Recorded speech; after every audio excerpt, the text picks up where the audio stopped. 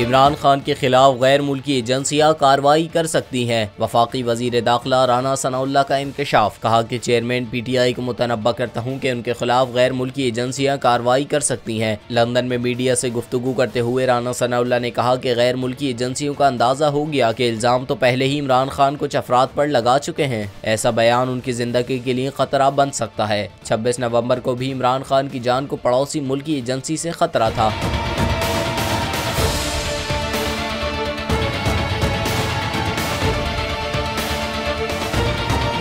वाज़ेह रहे कि इमरान खान ने गुज़िश्ता रोज़ वीडियो लिंक के जरिए अपने खिताब में इल्ज़ाम आयद किया था कि जो 4 लोग मुझे कत्ल करना चाहते हैं इनके साथ आसिफ जरदारी भी शामिल है। कौम को ये सब कुछ इसलिए बता रहा हूँ ताकि मुझे कुछ हो जाए तो इनको एंजॉय करने ना दिया जाए।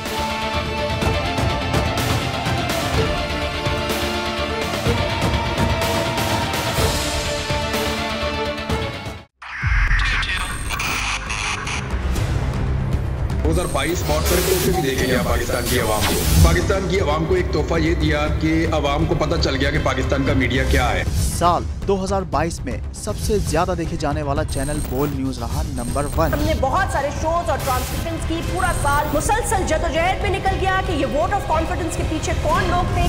तोड़े रेटिंग के सभी रिकॉर्ड। सोशल मीडिया पर भी सबसे ज्यादा तेजी से 2.4 बिलियन व्यूज का संगे मील अबूर किया।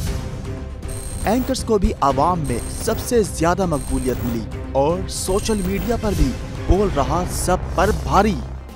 सब्सक्राइब करें और बेल दबाएं ताकि कोई खबर रह न जाए।